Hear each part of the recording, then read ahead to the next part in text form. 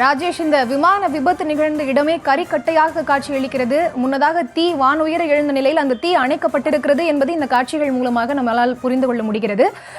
இந்த விமான விபத்தில் சிக்கியிருந்தவர்கள் அனைவருமே மீட்கப்பட்டார்களா? உயிருடனோ அல்லது சடலமாகவோ எத்தனை பேர் தற்போது வரை மீட்கப்பட்டிருக்கிறார்கள் ராஜேஷ்? இந்த விமானத்தில் 242 பேர் பயணிகளோடு அங்கு பணியாற்றக்கூடிய ஊழியர்களும் சேர்த்து பயணித்ததாக சொல்லப்படும் நிலையில பலரும் உயிரிழந்திருக்கிறார்கள். 100க்கும் மேற்பட்டோர் உயிரிழந்திருப்பதாக சொல்லப்படுகின்றது. பலரும் உயிருக்கு ஆபத்தான நிலையில் அருகில் இருக்கக்கூடிய மருத்துவமனைகளுக்கு அவர்கள் அந்த ஸ்ட்ரெச்சர் மூலமாக தூக்கி செல்லக்கூடிய காட்சியை ஒருபுறம் நாம் பார்த்துக் கொண்டிருக்கிறோம். மணிக்கு 321 கிலோமீட்டர் வேகத்தில் கீழே விழுந்து நொறுங்கியது என்றும் தகவல் தெரிவிக்கப்படுகின்றது.